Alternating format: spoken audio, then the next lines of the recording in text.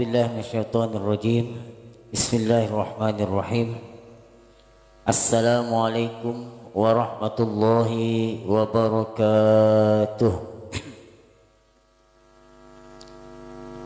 Alhamdulillahi rabbil alamin.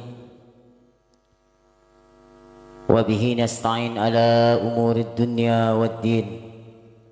Wassalatu wassalamu ala sayyidina wa habibina wa qurrati a'yunina Muhammadin Thahal Amin wa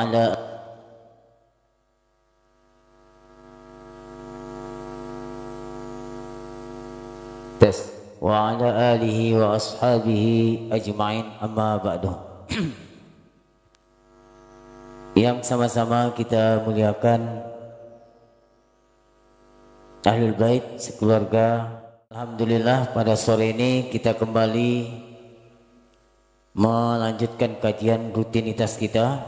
Juga yang kita muliakan seluruh pengurus Bagan Batu Hijrah. Ya, insyaallah pada sore ini kita akan mengkaji tentang tema yang sudah dibuat oleh admin kita. Haknya seorang istri dan anak, ya ini masih membahas dalam permasalahan bab nikah.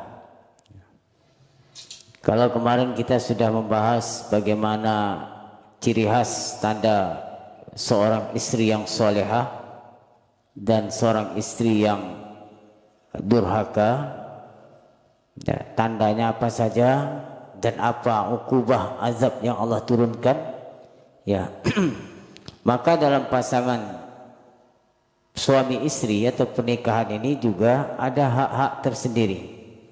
Ya, seorang istri punya hak terhadap suaminya, seorang suami juga punya hak terhadap istrinya, dan seorang anak juga punya hak terhadap orang tuanya. Ya, yang namanya di dunia ini semua kita ada aturan. Ya, semua kita ada aturan. Bahkan orang tua kita pun punya hak terhadap kita. Ya, contohnya apa? Kalau orang tua kita miskin, fakir, maka anaknya yang kaya, yang mampu, wajib menafkahi orang tuanya tersebut. Itu hak orang tua terhadap anak. Nah, anak juga punya hak terhadap orang tua. Apa diantaranya? Nah, itu sudah kita bahas. Ya, ketika dia belum dewasa, maka orang tua wajib memberikan nafkah terhadap anak tersebut, baik anak laki-laki maupun anak perempuan. Nah, cuman ada perbedaan pendapat di kalangan ulama fikih. Kalau anak perempuan sampai dia menikah, ya, kalau sudah menikah tidak wajib bagi orang tuanya memberikan nafkah. Ada sebagian mengatakan sampai dia dewasa saja. Kalau dia sudah balik, maka tidak wajib lagi orang tuanya memberi nafkah terhadapnya. Kalau anak laki-laki sampai dewasa, enggak nunggu sampai nikah. Nah, itu bedanya.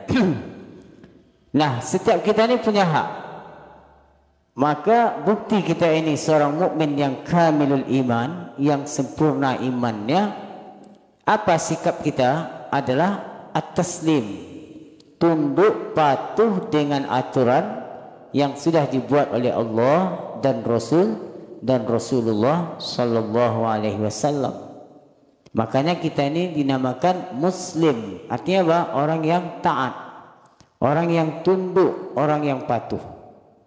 Nah, maka kalau kita enggak patuh terhadap aturan yang dibuat oleh Allah dan Rasulnya ini, ya, maka nanti ada azabnya, ada balasannya. Ya. Ketika Allah wajibkan sesuatu kepada hambanya, maka di sana ada hikmah dan ada balasannya. Ketika Allah haramkan sesuatu kepada kita, maka di sana ada hikmah dan juga ada balasannya.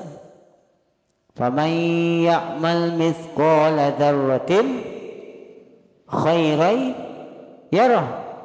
Sekecil apapun yang kita kerjakan, kalau itu bentuknya kebaikan, maka khairan yarah. Dia akan lihat itu balasannya nanti di akhirat. Wa may ya'mal mithqala dzarratin syarran yarah. Begitu juga sebaliknya. sebaliknya kalau kita lakukan kejahatan sekecil apapun, ya, maka akan juga diperlihatkan nanti di akhirat. Ya, karena apa? Karena dunia inilah tempatnya kita, ya, diberi suatu beban.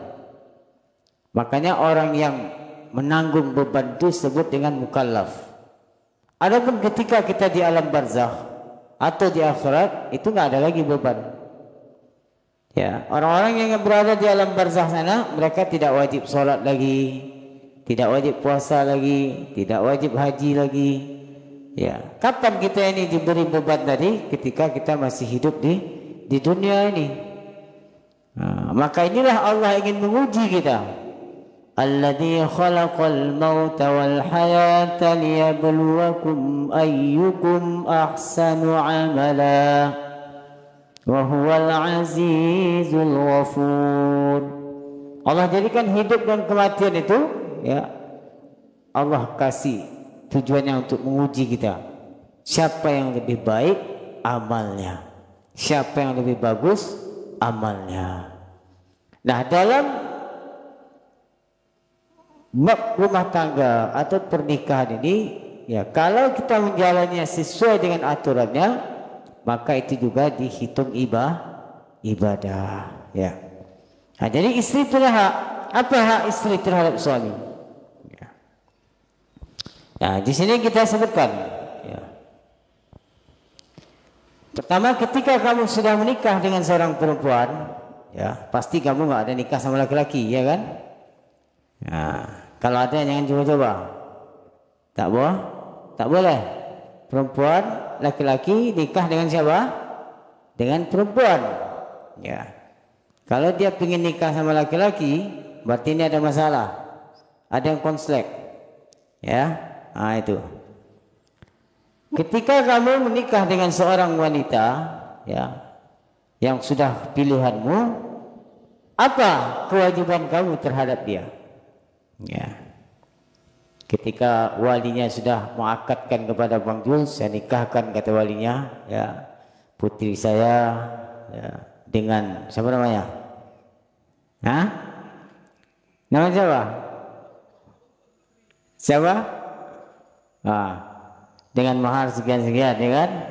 Terus saya terima nikahnya, ya, dengan mahar sekian-sekian, sah, ya kan? Nah, ketika itu maka ada kewajiban yang harus Bang Jul penuhi. Apa yang pertama? Yaitu nafkah. Di sini disebutkan oleh guru kita, yalzamu zauj, yalzamu az-zauj li zaujatihi baitun. Pertama, di antara nafkah yang wajib disiapkan oleh seorang suami terhadap istri tadi adalah apa? Baitun, sebuah rumah. Belum bisa buat rumah, Ustaz, karena belum cukup uang misalnya. Ya, pokoknya pandai-pandai dia lah, penting dia harus menyiapkan rumah. Enggak harus megah, enggak harus 3 tingkat atau 4 tingkat, enggak. Baitun, sebuah rumah, ya. Fihi matbahun, yang di dalam rumah itu ada dapurnya. Nah, ada dapur tempat masaknya. Wa khala'un, ada juga kamar mandinya, walaupun satu. Walau kana ghurfatan wahidah, sekalipun ya ruangannya satu aja, kamar tidur satu, dapur satu, kamar mandi satu, ya, enggak harus besar. Ya. Kalau dia belum mampu itu harus dia kontrak. Nah, minimal dia kontrak itu, carilah rumah kontrak. Rumah kontrakan banyak di sini, Wan Batu nih, ya. Jadi jangan gara-gara kamu belum mampu buat rumah kamu tak nikah-nikah. Nah, jangan gara-gara itu. Kalau nggak bisa buat rumah kan bisa kontrak dulu, ya kan? Kan bisa kontrak dulu. Ya, itu yang pertama. Walzamuhum nat'am. Kalau itu dari tempat tinggal, tempat berteduh. Tempat apa itu tempat berteduh? Rumah yang di dalamnya ada kamar mandinya satu, tempat masaknya satu, dan tempat tidur, ya, ruang istirahatnya satu. Nah, kemudian walzamuhu minat ta'am ma ya'kuluhu al-mutaraffihina. Nah, kewajiban yang kedua hak istri terhadap suaminya adalah makanan pokoknya. Ya. Apa itu? Ya, makanan pokok di daerah hamba apa? Kalau beras, ya beras. Ya, kalau gandum, gandum. Kalau jagung, jagung. Tergantung makanan yang dimakan, ya, pokok dalam satu daerah tersebut. Kalau seandainya Bang Jul nikah sama orang Arab, nah kan nggak beras lagi makannya, ya, roti misalkan. Nah, maka beli roti. Nah. Ya. Falau ataha biwajibatin wahidatin faqad la yakfi hadza zulum. Tapi murinya itu jangan hanya dikasih apa? Biwajibatin wahidah. Ya. Jadi maksimalnya itu ya makan, disebutkan oleh para fuqaha kalau suaminya orang berduit, ya, ekonominya mampan, itu 2 mud. 2 mud itu kalau berasnya 1 kilo 2 on. Ya, 1 mud itu 6 on. Berarti 2 mud berarti 1 kilo 2 on. Nah, jangan dikasih 1 genggam. Nah, ini termasuk zalim. Ya, 1 genggam beras. Ya.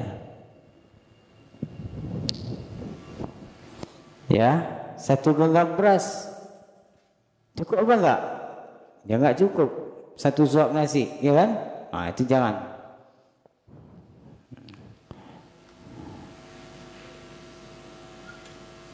Kemudian at-ta'am ya'ti bihi matbukhan.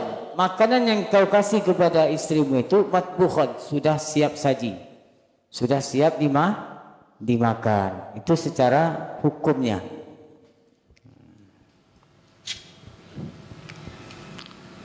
Ya. Paham itu? Sudah siap dimakan. Jangan beras saja kau kasih, belum masak. Ya, dimasak dulu.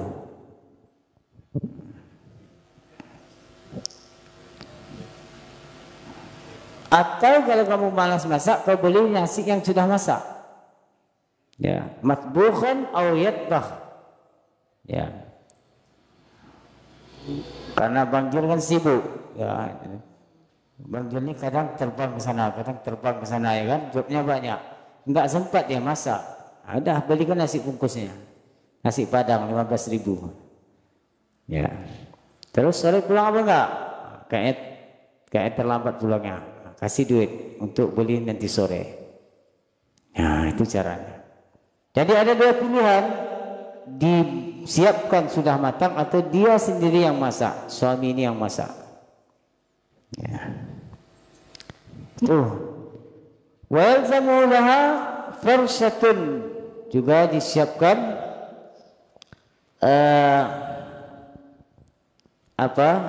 tempat tidur, ya, kasur, wa mikhaddah, bantal, wa lihaf, selimut. Kita akan lihaf yasluh, ya, liittiqa'il har wal barad. Kalau memang dia membutuhkan untuk menghindari dari kedinginan atau kepanasan, maka itu wajib suami beli. Kalau seandainya 1 selimut itu cukup untuk dipakai waktu panas dan dingin, maka cukup 1 saja. Wa illa, kalau tidak, fasnani, maka 2. Nah, itu dia. Ya. Terus begitu juga wajib membeli apa?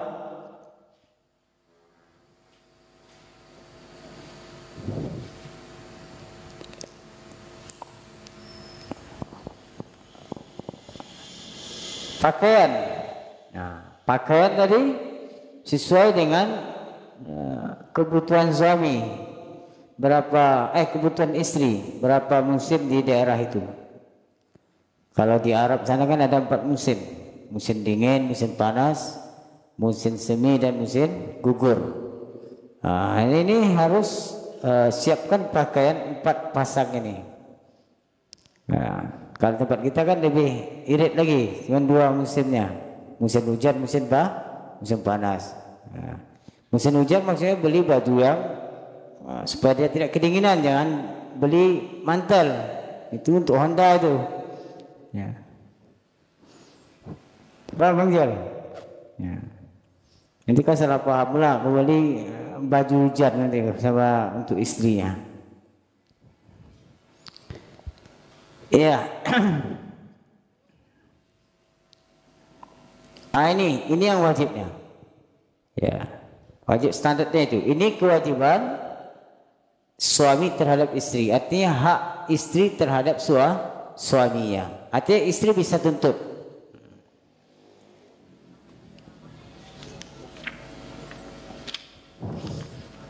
Kemudian apa lagi?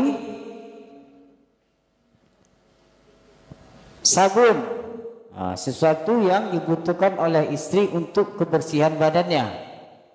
Ya. Sabun, apa lagi? Sikat gigi, apa? Pepsodent. Ya.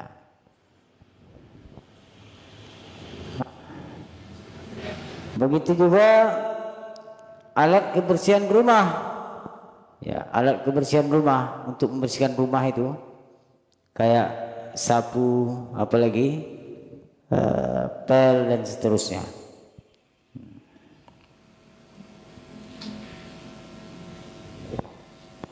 Begitu juga alat untuk penerangan, siraj, ya, lil inarah. Inarah itu penerangan, tapi nggak harus lampu ini. Yang penting dia bisa untuk menerangi. Ya, boleh lambah. Lambah itu ya kayak lampu apa itu? Apa namanya? Lampu ceplok.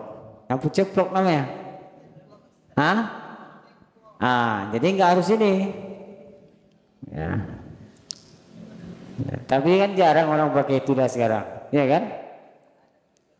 Nggak ada jual. Dijual ada, tapi nggak dipakai. Kalian cari minyaknya Pak ya. Dia harus pakai minyak tanah ya. Itu. Jadi nggak harus listrik. Nanti kalau listrik belum masuk gimana? Kan harus pakai lampu itu kan? Itu. Yang penting lil inaro, untuk penerangan di waktu malam. Tapi kalau Bang Jul kayaknya lebih senang lampu yang pakai minyak tanah itu. Ya, karena nggak terlalu terang, redup cepat tidur katanya. Ya. Terus apa lagi? Adawat tanzif fi ghusl thiyab. Ya, alat-alat untuk membersihkan pakaian. Ya, berarti apa? Rinso ya kan? Rinso, sabun, itu juga tanggung jawab si suami.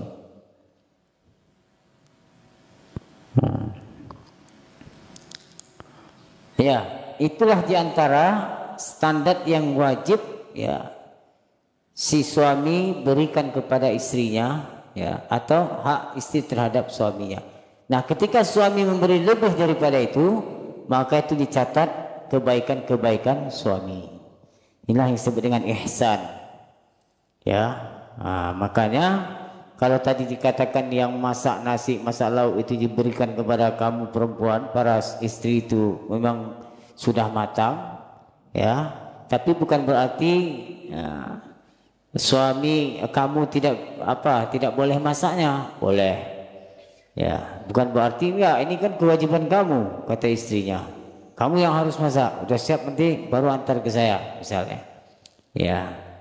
Tidak juga seperti itu. Kalau seandainya kamu mau masak, apalagi tradisi ya kita di tempat kita ini kan biasanya istri yang masak, ya kan? Walaupun itu tidak kewajiban bagi kamu secara hukumnya. Tetapi apa? Kamu juga harus timbal balik. Kamu kan tahu suamimu kerja, ada yang di perkantoran, ada yang pedagang, ya, ada yang kayak profesinya Bang Jul ini apa? Fotografer, ya. Tak mungkin dia sambil masak sambil moto kan? Repot nanti dia. Jadi kamu ketika kamu berbuat baik, kamu memasak, memandikan anak dan seterusnya, itu juga dicatat kebaikan untuk kamu.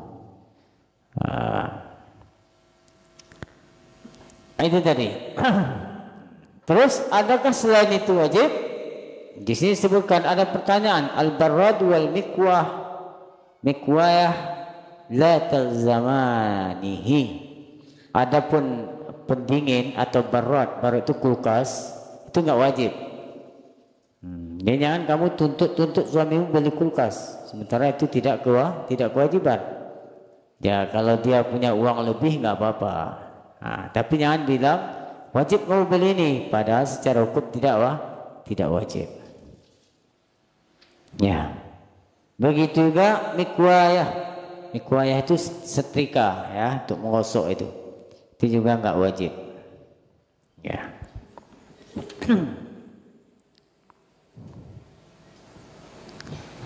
Adapun al-bisat itu karpet atau tikar, ya, itu wajib in kana yakfi litqail hari wal bardi fa wahidun wa ila yalzamuhu tsani. Itu wajib kasih tikar supaya istrinya tidak kedinginan. Jadi kalau istrinya dibiarkan tidur di atas lantai itu masuk angin nanti, ya kan? Maka di sini wajib dia belikan karpet, bisat. Ya.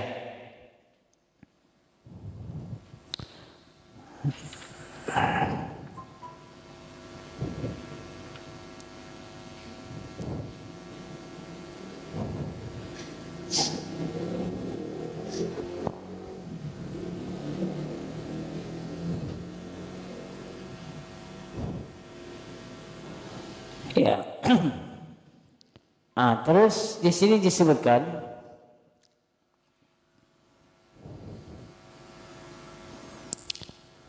idza ishtara thawban li zawjatihi wa auladihi li fasl asy-syita was-shayf mata yalzamu shira'u thawb akhar. Seandainya seorang istri sudah membelikan pakaian untuk anak dan istrinya ya pada musim dingin dan musim panas, artinya sudah dibeli dua bajunya. Baju musim dingin sudah dibeli, baju musim panas sudah dibeli untuk istri dan anak-anaknya. Nah, kapan lagi dia wajib membelinya? Ya. Di sini disebutkan idza kana salihat thawb yakfi la yalzamu syira'. Selagi baju yang dibeli tadi itu masih layak untuk dipakai, maka si anak-anak tadi tidak wajib lagi dibelikan oleh ayah tersebut atau suaminya. Amma zaujah, adapun si zaujah, si istri, antatluba falaha antatluba jadidan kulla fasal. Maka seorang istri dia boleh meminta kepada suaminya setiap bergantian atau setiap musim. Itu. Ini kewajiban suami terhadap istri.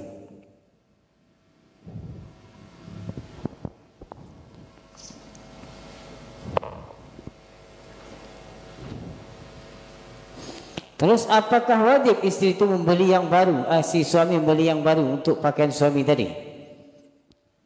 Wajib apa enggak? Kalau seandainya dibelinya yang second atau yang rombeng atau yang apa obrolan ya, yang 25 ribuan, kan ada itu pinggir-pinggir jalan banyak jual itu kan? Boleh enggak? Jawabannya apa? Kalau seandainya masih layak dipakai, maka boleh. Ya. Artinya tidak robek-robek, ya kan? Artinya masih kuat, maka boleh. Jadi tidak disyaratkan harus yang baru. Tidak disyaratkan.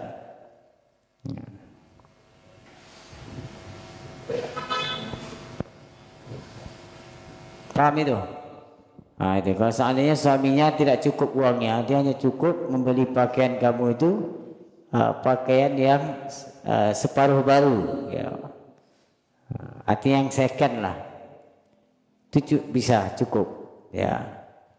Jadi kaedahnya yang penting masih kuat, ya. Jangan pula nanti dibawa berjalan robek kainnya kan, itu berarti nggak kuat lagi. Ya, selagi masih kuat maka boleh. Ini haknya istri terhadap suami. Kalau anak, anak itu juga tadi, ya, sampai anak itu dewasa. Nah, kalau istri sampai apa?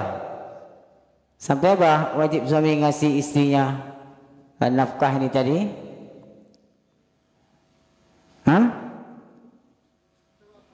Sampai istrinya tidak bermasalah. Kalau seandainya istrinya durhaka terhadap suaminya, maka pada saat itu gugur nafkah yang diberikan kepada istrinya. Misal istrinya keluar dari rumah tanpa izin suami, itu kan dianggap durhaka kemarin. Kalau suaminya nggak kasih nafkah dia pada hari itu, atau selama dia keluar tanpa izin itu, maka suami nggak dosa. Atau misalnya istrinya durhaka sama suaminya, melawan, ya, atau bicara kasar, maka apa? Kalau dia tidak minta maaf, tidak maafkan suaminya, tidak minta maaf, maka suaminya setelah itu tidak wajib memberikan nafkah. Atau sudah cerai. Kalau sudah cerai, maka tidak wajib bagi suami memberikan nafkah. Kapan mulai tidak wajibnya? Setelah habis masa iddah. Jadi seandainya ada seorang laki-laki menceraikan istrinya, kan istrinya punya masa iddah gitu. Kalau dicerai hidup, berapa masa iddahnya kemarin? Masih ingat? Berapa? 3 kali suci. Kalau ditinggal mati, berapa masa iddahnya? Walladzina yatawaffawna minkum wa yazaruna azwajan yatarabbasna bi anfusihinna arba'ata asyhurin wa 'ashra. 4 bulan 10 hari. Ini kalau disebabkan wafat suaminya. Nah,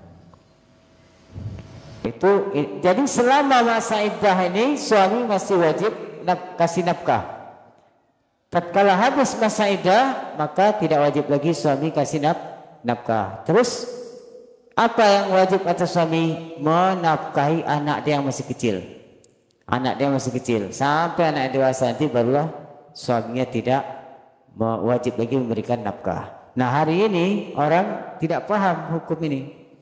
Ya, cerai udah, istri nggak dikasih, anak dia masih kecil ini dirawat oleh istrinya itu, mantan istrinya itu, tapi juga nggak dikasih nafkahnya. Nah, ini disebut apa? Zulm, kezaliman. Inilah hati-hati, ya, nanti di akhirat akan dituntut. Ya, berapa banyak ya orang yang melakukan ini karena kebodohan, kejahilan tadi. Ya, kalau mending anak itu diambil oleh suami, dia yang merawatnya. Itu sudah kita bahas dalam bab hadonah kemarin. Siapa yang lebih berhak merawat anaknya?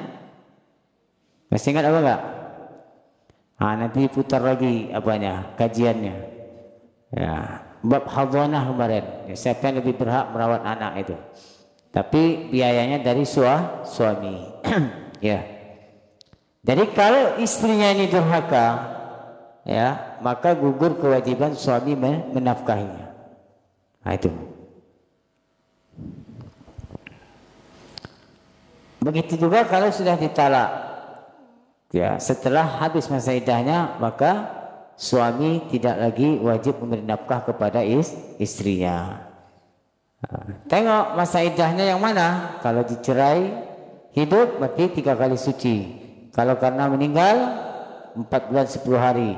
Kalau misalnya dicerai belum diapa-apain, ya, artinya belum disetubuhi, baru akad langsung dicerainya, misalnya. Kan ada kan, seandainya terjadi seperti itu, artinya belum didukhul, belum digauli oleh suami ini, cuma baru akad, setelah akad langsung dicerai. Itu maka istri tersebut tidak ada iddahnya. Artinya besoknya dia boleh nikah lagi sama laki-laki yang lain. Nah, kalau memang belum didukhul, dia tidak ada iddahnya. Ya, udah paham sampai sini? Nah, itu dia. Nah, terus apa hak suami terhadap istri, terhadap kalian? Kalau kalian nanti sudah nikah, hak suami terhadap istrinya. Artinya istri wajib mentaati suaminya, ya, di setiap harus mengasihinya. Nah itu. Terus kedua apa lagi? Pada urusan istimta, urusan untuk bersenang-senang, maka si istri wajib taat kepada suaminya selagi istrinya bukan dalam keadaan halangan atau sakit. Jadi kalau suaminya ngajak untuk istimta, untuk bersenang-senang, ya, maka wajib istri itu taat. Paham itu? Wajib taat. Kecuali kamu dalam keadaan haid atau berhalangan atau memang dalam keadaan sakit, itu kamu boleh tidak menurutinya. Tapi kalau selain yang dua ini, maka wajib. Kapan saja. Ya, mau siang, mau malam, mau sore, mau pagi, ya, nah, itu. Jadi di sini harus diperhatikan. Nah, istimta itu kan tidak harus melakukan hubungan suami istri. Bisa aja suamimu menyuruhmu untuk berpakaian yang rapi atau bersolek untuk dia, ya, atau suruhnya kamu menari depan dia, ya kan? Nah, itu kan istimta. Kadang-kadang kaum laki-laki itu kan berbeda seleranya, ya kan? Nah, suruhnya kamu mutar-mutar dulu baru dia nafsu. Kalau nggak mutar-mutar dulu dia nggak nafsu misalnya. Nah, maka dalam urusan seperti ini, ya, maka istri wajib mentaatinya. Paham sampai sini? Paham Manggil? Ya, itu dia. Ya, kemudian penyebab salah satunya tadi gugurnya nafkah kalau sudah cerai, ya. Nah, perceraian itu atau tolak itu ada beberapa sebab, ya. Ditinjau dari segi ucapan ada dua. Ada kata-kata atau ucapan-ucapan seorang suami terhadap istrinya yang disebut dengan lafdzus sharih. Lafdzus sharih itu apa? Ucapan sharih, artinya kalau suami itu mengucapkan perkataan itu kepada istrinya, maka tidak perlu ditanya lagi maksud dan niatnya, tetap sudah jatuh hukum talak. Itu yang disebut sharih. Jadi nggak tanya lagi apa lafaz sharih itu. Ini saya bacakan. Lafaz sharih itu pertama ada 5 di sini. Pertama lafaz at-talaq atau cerai. Jadi kalau seorang suami bilang ke istrinya, dia katakan saya cerai kamu, maka itu jatuh talak 1. Kalau dia bilang sekali, kalau dia katakan si suaminya bilang ke istrinya saya talak 3 kamu, kata dia, maka jatuh 3. Nggak perlu tanya lagi niatnya, apa niat kamu ngomong itu, nggak perlu tanya. Kenapa? Karena dia memakai lafaz cerai. Karena lafaz cerai ini adalah lafaz yang sharih, nggak butuh kepada niat. Paham? Itu pertama. Yang kedua al-firaq, pisah. Lafaz pisah itu juga sharih. Jadi kalau seorang suami bilang ke istrinya, dia katakan pisah aja kita, dia bilang gitu, maka itu sudah dikatakan sharih, nggak perlu lagi tanya maksudnya, ya. Dah 2. Terus yang ketiga wassarah. Sarah itu artinya melepaskan, ya, sama dengan tolak, saya lepaskan kamu, ya. Nah, ini juga termasuk sharih, ya. Terus yang keempat al-khulu'. Khulu itu seperti suami mengatakan kepada istrinya gini, jangan sini contohkan, ifdi nafsaki minni bikada. Kata suaminya kepada istrinya, tebuslah dirimu, ya, tebuslah dirimu kepada saya dengan membayar 1 juta misalkan. Itu yang disebut dengan khulu tadi. Nah, misalnya si suami bilang ke istrinya, tebuslah dirimu kepada saya, artinya dengan sebab kamu membayar 1 juta, maka kamu saya cerai gitu. Tapi ini lapas khulu, seperti yang katakan, tebuslah dirimu ya dengan bayaran sekian. Ini namanya khulu. Khulu ini berbeda pendapat ulama. Ada yang mengatakan juga talak, ada yang mengatakan pasah. Ya, itu namanya khulu. Kemudian yang kelima, si suami menjawab pertanyaan orang lain. Misalnya ada teman dia mengatakan kepada dia, misalnya Bang Jul sama ini siapa nih? Amran. Ini seandainya dua-duanya udah nikah nih, ya. Ini contoh, jangan kau bayangkan dulu, contoh saja. Ya, Bang Jul sudah nikah, Amran sudah nikah, misalnya. Terus orang ini jumpalah berdua, istrinya di rumah masing-masing. Terus kata Bang Amran kepada Bang Jul, apakah kamu menceraikan istrimu? Kata si Amran. Kata Bang Jul, iya, kata Bang Jul. Maka itu jatuh. Itu namanya soreh juga. Apakah kamu menceraikan istrimu sekarang? Kata si Amran. Jawaban Bang Jul iya, dia jawab na'am atau iya, maka itu jatuh. Walaupun istrinya nggak dengar, istrinya kan di rumah. Itu. Makanya sini disebutkan, ya. Atalaqta zaujataka? Qala na'am, fa hadha sharih. Atau misalnya si Bang Amran bilang ke Bang Jul, apakah istrimu tertalak? Terus Bang Jul jawab iya, maka jatuh. Jadi ada 5 tadi lapas sharih. Ya, talak, firaq, sarah, khulu, dan jawaban iya ketika si suami tersebut ditanya oleh orang lain tentang apakah kamu menceraikan istrimu sekarang, terus dia jawab iya, maka itu jatuh. Itu dia dianggap lapas sharih.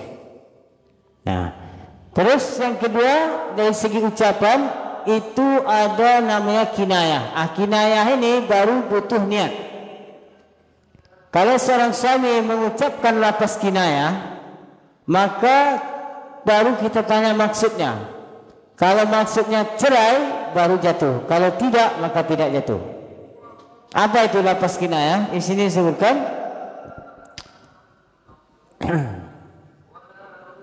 ukhruji, katanya. Kata seorang suami kepada istrinya, keluar kamu dari rumah ini, misalnya.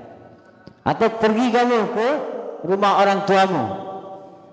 Kalau sini baru kita tanya, apa maksud suami ini mengatakan keluar kamu dari rumah ini? Kalau maksud dia cerai, maka jatuh. Kalau tidak maksudnya cerai, maka tidak jatuh. Itu yang disebut dengan lapas kinayah.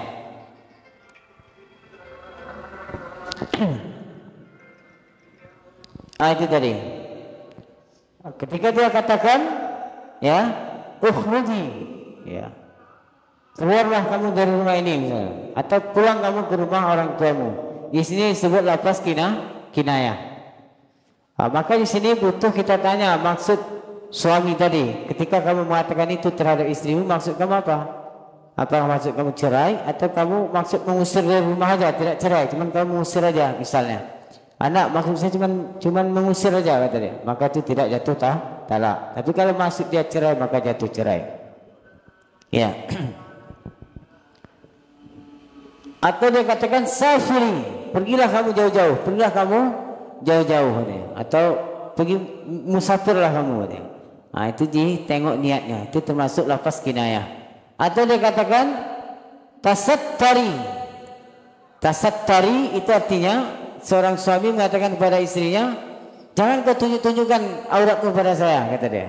Padahal kan boleh si suami melihat aurat istrinya kan.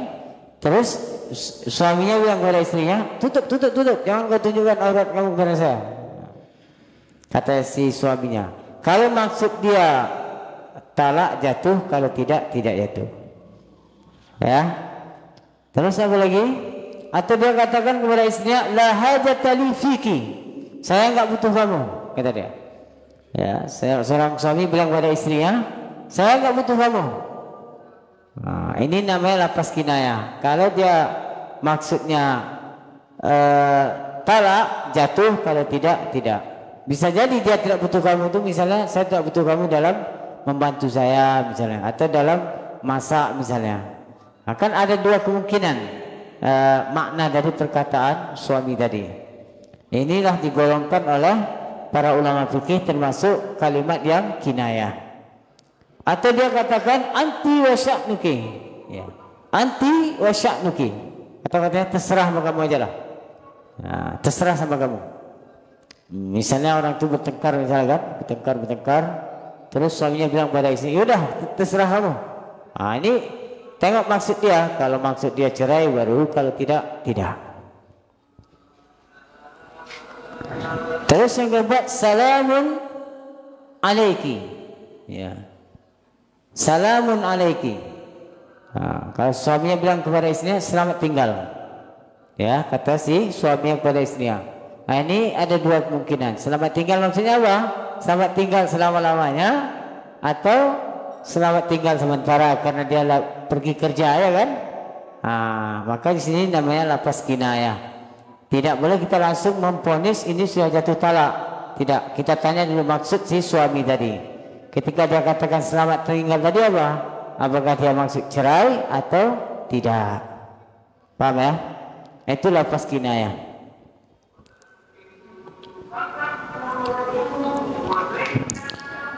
Nah, kemudian perlu diperhatikan di sini ada catatan penting, ya.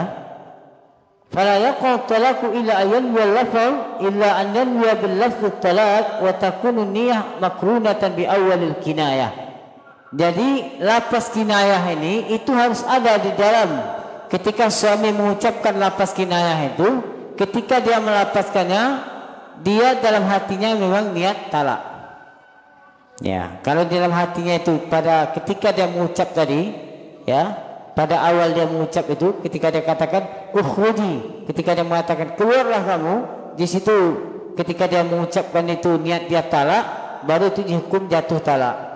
Tapi kalau niatnya setelah mengucapkan, maka tidak dihukumi tidak jatuh talaknya. Misalnya dia katakan keluar kamu, tapi dia waktu mengucap itu nggak ada niat sama sekali, nggak ada niat apa, nggak ada niat mentalak misalnya. Udah setelah itu baru dia niat. Nah, maksud saya mengucapkan tadi keluar, saya mentalaknya. Tapi dia berniat itu setelah selesai ngomong, maka itu tidak jatuh. Paham? Makanya disebutkan oleh mu'allif ini wa takunun niyah, ya, niat talak tadi makrunatan berbarangan di awalil kinayah, ketika di awal dia mengucapkan lafaz kinayah tersebut. Paham ya? Nah, itu dia. Nah, ketika istri itu ditalak, baik dia dengan lafaz kinayah atau lafaz sharih, maka ya wajib suami masih wajib memberi nafkahnya selama masa iddahnya. Ketika habis masa iddahnya, maka suami tidak wajib lagi ngasih nafkah. Paham sampai sini? Inilah kewajiban suami terhadap istri, juga kewajiban istri terhadap suami, kewajiban suami terhadap anak-anak yang belum dewasa. Nah, ini sudah kita jelaskan. Ada yang perlu ditanyakan, silakan. Juga ada talak itu dia berbentuk talak ta'liq, ya. Talak ta'liq itu apa? Talak ta'liq itu dia menggantungkan dengan sesuatu perbuatan. Seperti suami bilang pada istrinya, kalau kamu keluar dari rumah ini, maka saya jatuhkan talak. Kapan jatuh talak? Kalau istrinya keluar. Kalau istrinya nggak keluar, maka nggak jatuh talak. Itu namanya lafaz talak ta'liq, ya. Kalau kamu keluar, kata suaminya pada istrinya, kalau kamu keluar dari rumah ini tanpa izin saya, tanpa setahu saya, maka saya jatuhkan talak, kata si suami terhadap istrinya. Kapan baru dianggap jatuh talak itu? Kalau istrinya keluar tanpa izin suami. Kalau dia izin, berarti nggak jatuh. Paham? Itu yang maksud ta'liq tadi. Atau misalnya suaminya bilang kepada istrinya, kalau kamu main handphone terus dari pagi sampai malam, main handphone terus, kata suaminya, maka kamu saya cerai, kata suaminya. Maka kapan jatuh talaknya? Kalau istrinya main handphonenya dari pagi sampai malam. Tapi kalau dia mainnya cuma siang aja, udah itu nggak main lagi misalnya kan, nggak main handphone misalnya, maka nggak jatuh. Jadi sesuai dengan ta'liknya. Itu yang dimaksud dengan ta'lik tadi. Ya, sampai sini ada pertanyaan?